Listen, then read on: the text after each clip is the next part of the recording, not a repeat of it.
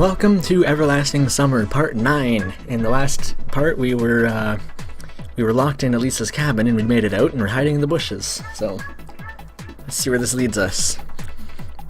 I heard footsteps after some time. Alisa and Olga came to the house.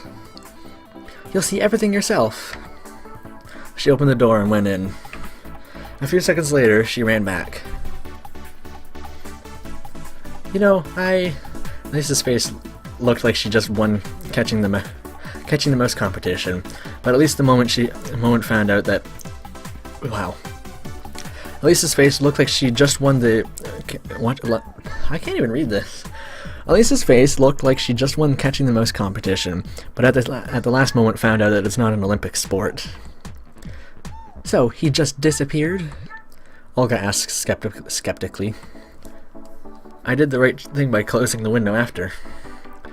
"Oh no. You know, I understood everything. Dvachevskaya? I can't read her last name. Alisa. You and your neighbor, every time the same thing. Maybe it's enough. But it's true.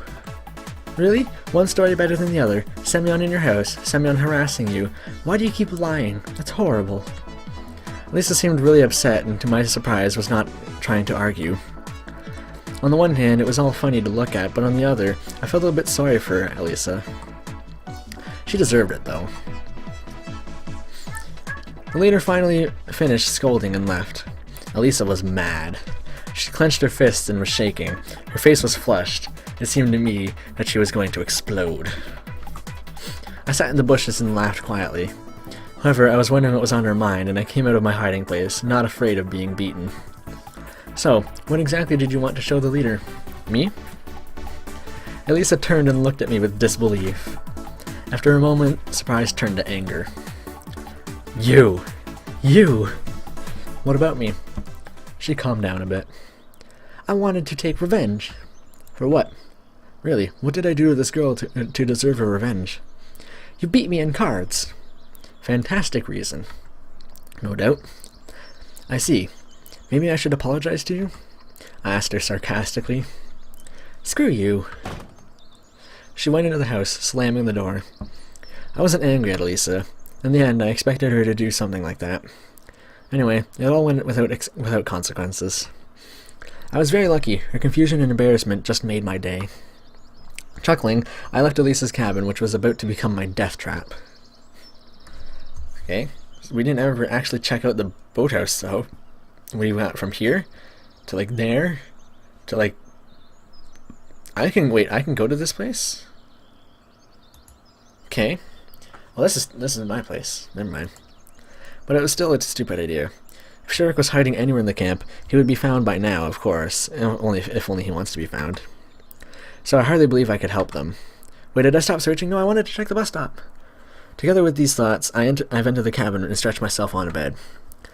Nothing good will happen if Olga finds me here. Stop. Enough. Am I a trembling creature, or do I have rights? I didn't want to do anything anyway. The day was hot as all previous, and the only thing to do was to stay in bed and wait for lunch. I was just falling asleep when somebody knocked on the door. "Come in." Slavia stood on the doorstep. "Olga isn't here, is she?" "Nope." "And what are you doing?" she asked with distrust. I looked over myself, over the bed, and said, "Lying down." "I can see that." "But I've heard Olga ask you to find Shurik." "Well, yes. And? What's the point? I'm sure she already turned the whole camp upside down. Not much time has passed. Why should we panic?" "You know, stuff happens." Slavia looked at me thoughtfully. "Get up." "Do I have to?" I was so worn out that even a thought about going somewhere frightened me. "Yes, you do." Slavia's not the person whose offers I would ever turn down. I stood up reluctantly and came out of the cabin with her. We stood at the doorway for some time, relaxing in the beams of the summer sun, though I was rather frying. "Where shall we go?" "We have to look everywhere." "Great idea. Just great. I'll give you something to do." The first stop on our route was the library. Slavia went to Xenia, sitting at the table, and spoke to her.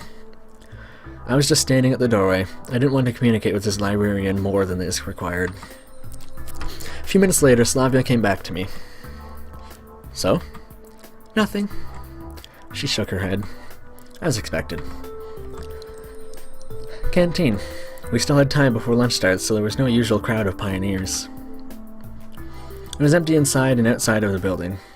While Slavia was talking to the cooks, I was sitting and playing with the salt pot. Some salt dropped out of the pot. Certainly, I would be disappointed if I was superstitious. Strange, though, he wasn't here either. It would be unexpected if she found him, for instance, in a refrigerator. Maybe they were planning to cook him up for lunch. The next stop, according to our plan, was the infirmary.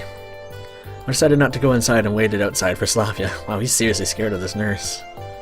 I could see if it was a male nurse trying to make moves on him, but no results. There were pioneers playing football on the sports ground.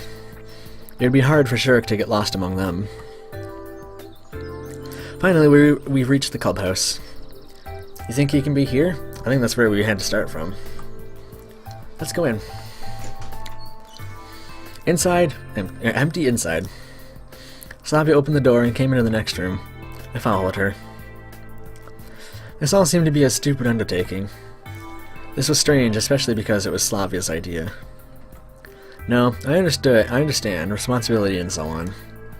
But isn't it obvious that he is not in the camp? After all, he isn't playing hide-and-seek with us, is he? No one here, too. What did you expect to see? Him sitting in the closet? Well, seems like I've offended her. Oh god, Alisa's like rubbing off on me. Sorry.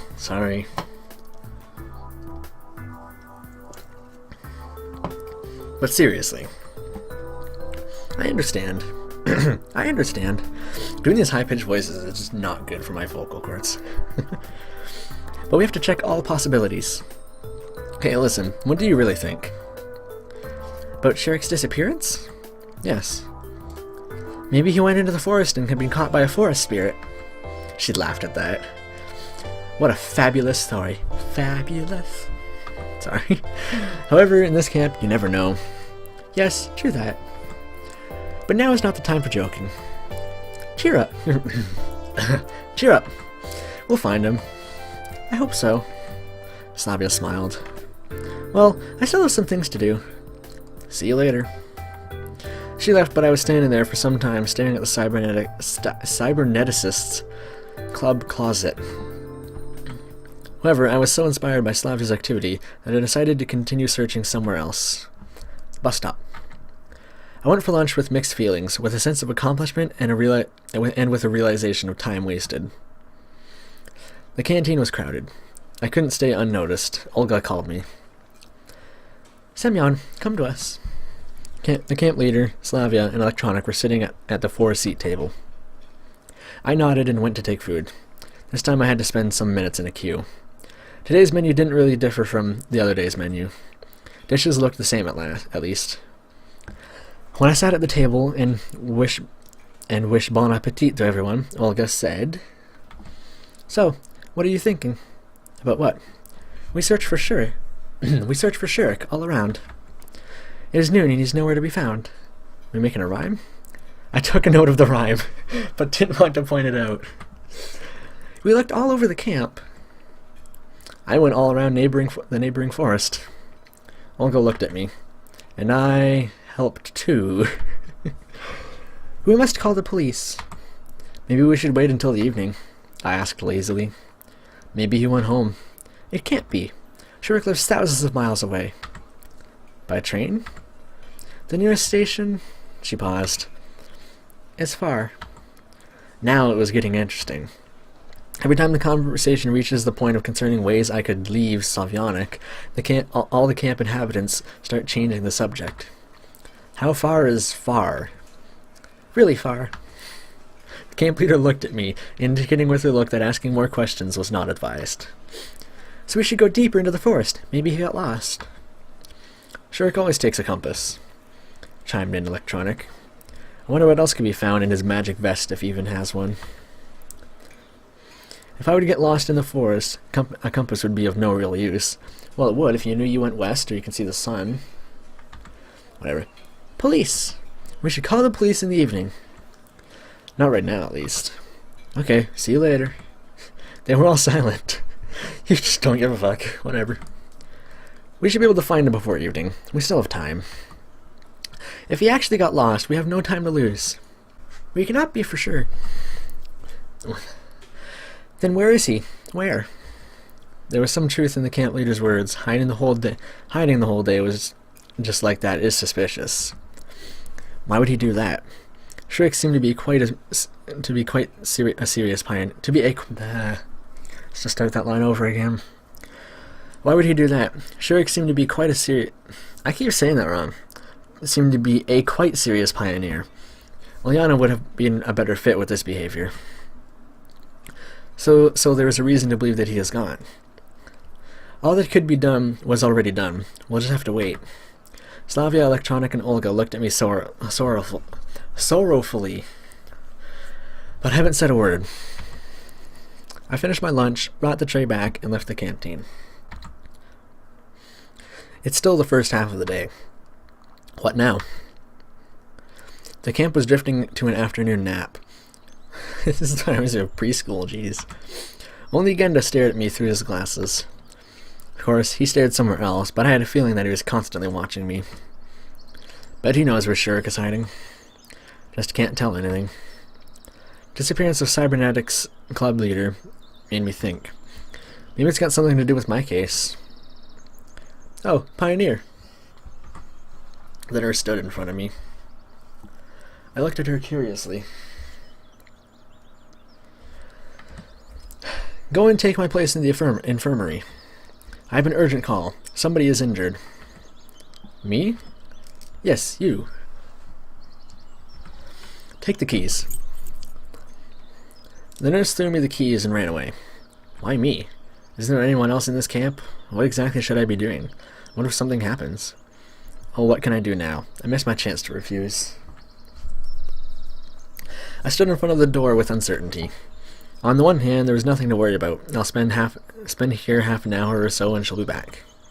But what if someone comes for actual help? With broken leg or an injured head?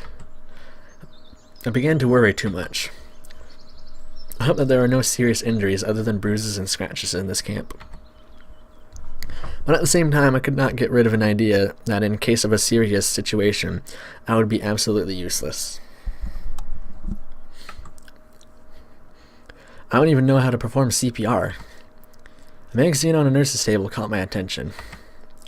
A good way to relax, I guess. This is labeled Soviet Fashion. Published date or month were absent. Of course.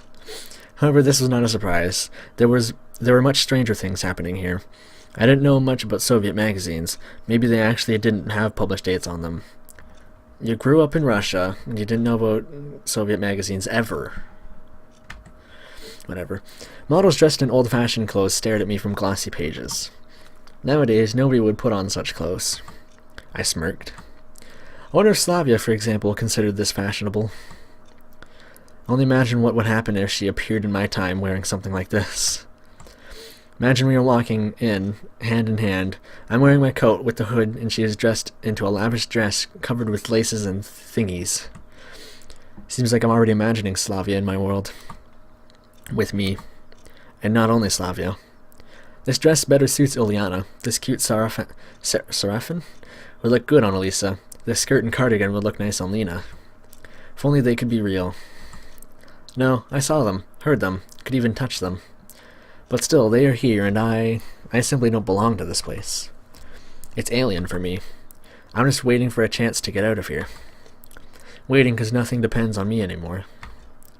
I sighed, put my head on the table, and fell asleep. This guy is always sleeping. I thought I slept a lot. I was wakened by the noise of the door opening. Lena stood at the doors. Yesterday I promised to help her in the infirmary. Oh, shit. Oh, I had completely forgotten about that.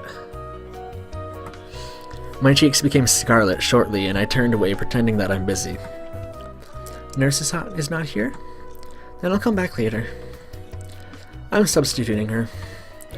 Since I'm responsible for pioneers' lives, I should do it with all the responsibility. Although, in fact, I was just afraid of something happening because of me. Any health complaints? I tried to give Lena the most accurate smile I could in order to not confuse her. Nothing special. Just a little headache. Let's do this. Some painkiller, maybe. Of course, I wasn't aware of where to find required medicine, so it took me long to find them. I'm sure Lena knows. Finally, I handed a metamizole tablet to Lena. Thanks. She smiled. That was absolutely unexpected, and so I lost touch with reality, staring at her. What? Lena got awkward in a moment. Listen, I've been wondering, do you like this? What is this? Pronoun game. Don't know what's got into me, but I grabbed that magazine. Oh, but I got that magazine from a table and showed her that picture of a skirt and a cardigan, which would really suit Lena, in my opinion. Maybe I went completely nuts, thinking about all the girls in my world. Or maybe I wanted to distract myself instead of waiting for the nurse to come back. Lena looked at the picture. Yes, I guess. Is stuff like this in trend? I guess. She got confused and started blushing. Why are you asking? Really, why? I think you look gorgeous in it. Thank you. It's alright, I'm just being completely honest. We were quiet for some time. How is your headache? Much better, thank you. She smiled. I'll go. Good luck. Lena came out, and I continued to look through the magazine. After a while, someone knocked at the door again. Seems that infirmary is the most popular place to go. Yeah, 2 people in like 3 hours. Suddenly I decided to roleplay a nurse, just a male version, and said, "Come in." The door opened and Oleana entered the room. I immediately regret that decision. Wow. Did I miss the moment when you decided to start knocking? Anything wrong with knocking? She frowned. What's hurting? Why on earth would I tell you? Where's the nurse? In front of you. I imposingly crossed my legs and looked questioningly at her. I better go. Better die than being treated by you. She smiled mischievously. You didn't even try. Oleana thought for a moment. Though you could give me pills. What's bothering you? Took her some time to reply. Heaviness in the stomach. Sure it's not emptiness in the head? Oh, burn. No. I've muttered under my breath. What did you say? Nothing. Give me a second. I found pills in the first drawer I opened.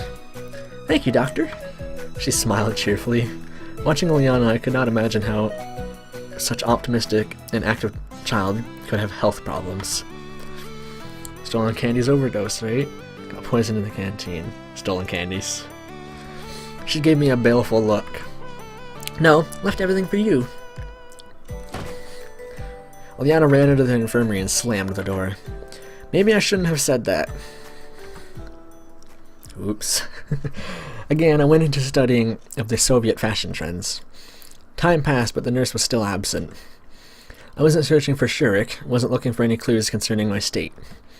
I was just sitting and flipping through the magazine. Just for a moment, I felt quite satisfied with this situation. Eventually, everything happening here could be seen as some sort of trip to a summer camp, as if nothing changes anytime soon, and then I can start worrying. Again, someone knocked at the door. Did I miss an outbreak of an epidemic? Slobby was standing at the doorway. Oh, hi. Isn't the nurse here? Hi. No, she's not here. I'm taking over for today. Great. I'd like... She hesitated. What? By the way, Semyon? Slavy said and looked intently at me. What? Seems like I lost my keys. Have you seen them anywhere? Sure I have.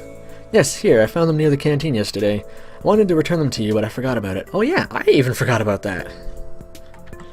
I was really bad at lying. My cheeks were red, eyes were wandering around, and hands were constantly shaking. Here. I was already preparing myself for an appropriate scolding, but Slavia only took the keys and said, "Thanks. So what have you come for?" I really had to change the subject. "Anything hurts?" "No, it's nothing." Strange. I wouldn't even think that such an open person as Slavia would keep something quiet. "If there's something bothering you, tell me. That's why I'm here, to treat people." I smiled widely. "No. I mean, yes, but no." Hearing that made anything possible. Hearing that made anything possible, even division by 0. "So, how can I help you?" "You? I guess you can't." "Oh, that's one of those things." She smiled and was going to leave, but suddenly stopped. "However, can you step out for a minute?" "Why not?" "Okay." I stepped out of the infirmary and leaned onto the wall. I wonder what might she be doing, something that I can't even see. After a minute, the door opened and Slavia came out. She was carrying a small bundle. Ask about the bundle. "What is it?" "Nothing." She blushed. "Thank you." "You're welcome." Slavia ran away. Seems like I shouldn't have asked. Well, I had to. What if she was trying to steal drugs to sell them? I need to at least have my tracks covered to say, well, at least I asked. I'm just being a responsible guy here. I looked at the time. It was getting late. I've read the magazine backwards and forwards, but the nurse still wasn't here. This again. Suddenly the door burst open and Alisa ran inside. She looked at me thoroughly. "What are you doing here?" "Sitting," I admitted honestly. "Okay then. It's even better without the nurse," she murmured. "Are you sick?" I asked acidly. Alisa didn't answer and came closer to me. "Move over." "Why?" "So I can open the drawer. Isn't it obvious?" "What for?" She got angry. "None of your business." "Well, I'm kinda in charge here." She gave it a thought. "Then give me some activated carbon." "Stomachache?" "Yeah." She grinned acidly. I felt there was something wrong here. "No, I can't do that." "Really? A stomachache?" Really? "Doesn't seem so." "What? Do I have to toss my lunch all over the place for you to believe me?" "I don't know, what terrible is there to be done with activated carbon, but I'm sure you'll think of something." "I don't know what terrible there is to be done with activated carbon, but I'm sure you'll think of something." She hesitated. "And what if you're right?" "Here. I knew it." "Then I'm certainly not giving you anything." Alexander Machazov was a Soviet infantry soldier during Great Patriotic War. Posthumously awarded the title of the Hero of the Soviet Union for blocking German machine gun with his chest. Ooh. Lisa tried to get back to the drawers, but I blocked the pillbox with my chest like Alexander Machazov. Ah, see, now it makes sense. I get the context of it. It's cool. With all her impudence, she was still just a girl, and she had no chance to push me aside. "Whatever, I'll find it somewhere else." She turned away and headed to the exit.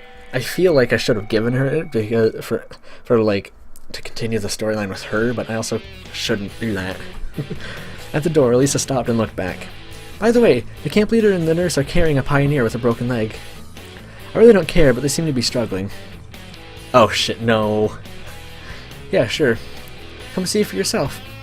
Alisa seemed to be lying, but on the other hand, as long as I can see her. I came to the door and looked outside. No one was there. Where exactly?" "Haven't reached here yet, then." She made a helpless gesture. "Have fun." I returned to the table and only realized that one of the drawers was open. Yep. How did she make it? I turned back for just a second. Though what evil could come out of activated carbon? Probably lots, actually. It was 15 minutes till dinner and the nurse still wasn't back. I guess just leaving like that won't do. She asked me after all. And who knows what might happen if I leave. Though who might want to steal anything from here? Alisa? Except for Alisa stealing activated carbon. I opened the magazine again and began flipping through it for the nth time. The fashion of the 80s wasn't that fun anymore. Yawning got to me several times. It was already 6 o'clock, hence dinner had already started. Of course, I had been on the watch. I had to be on the watch till the end, but my stomach seemed to have its own opinion on this matter. I stood up and steadily headed to the exit. Some rustling sound came from behind the door. Could it be someone else who got poisoned, broke their arm, or something even worse? I sighed heavily and pulled the doorknob. However, there was no one out there. Seemed it was just my imagination. I returned inside and instantly noticed that something had changed in the infirmary. To be precise, an apple appeared on the table. But where from? Fruits can't just materialize from thin air by themselves, can they? Though in this camp, anything is possible. Chances are someone just brought it here. Maybe Lena wanted to thank me. Given that she's all shy and... But wait, how could she just walk past me like that? Lena wouldn't climb through the window after all. So there must be something else. I was suddenly overwhelmed by fear. What if the apple is poisoned? Though why would someone complicate things when I'm here totally helpless and can be killed way easier? Or it might be the apple which Eve tasted in the Garden of Eden. In this case, I certainly should not eat it.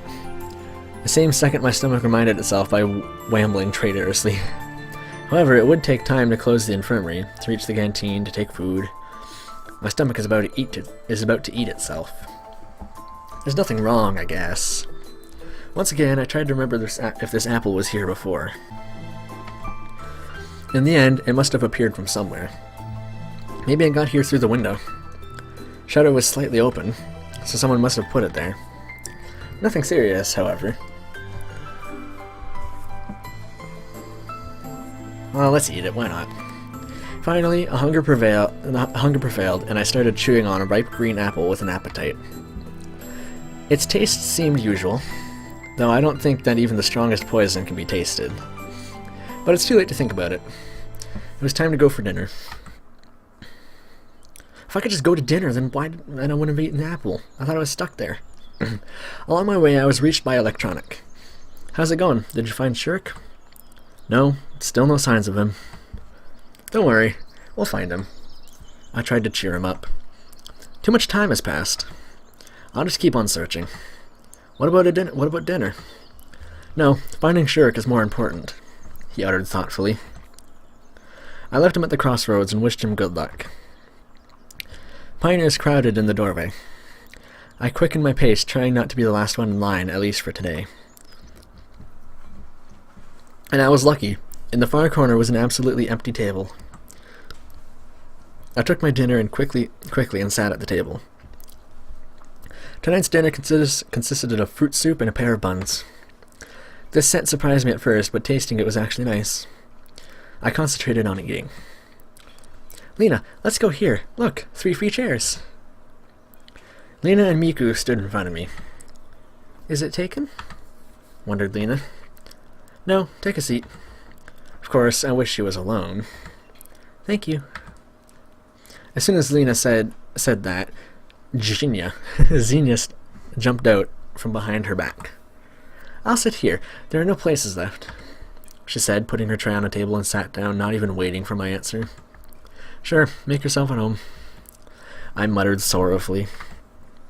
What? Nothing.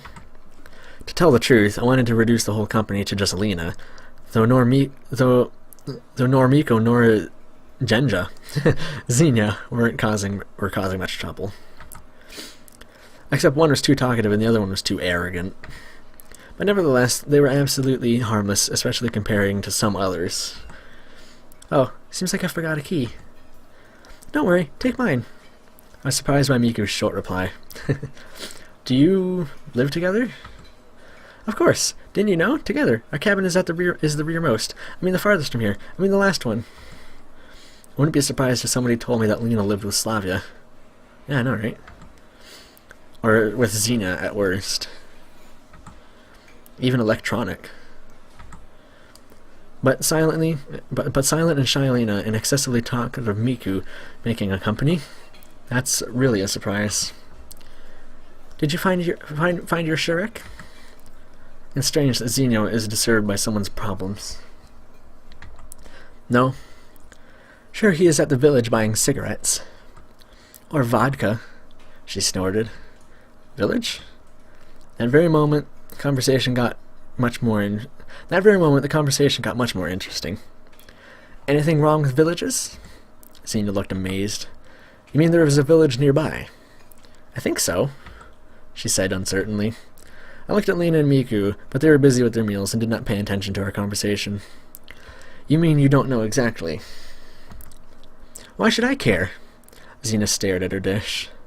But there must be localities nearby? Listen. Listening? I don't know. Will you let me eat? Seems like I won't get anything from her, of course. Though there is a chance that she really doesn't know. The remaining time was spent listening to Miku talking about some nonsense. I was just slowly going mad in silence. And you guys shall slowly go mad until the next episode now. Thanks for watching, and I'll see you next time. Bye-bye.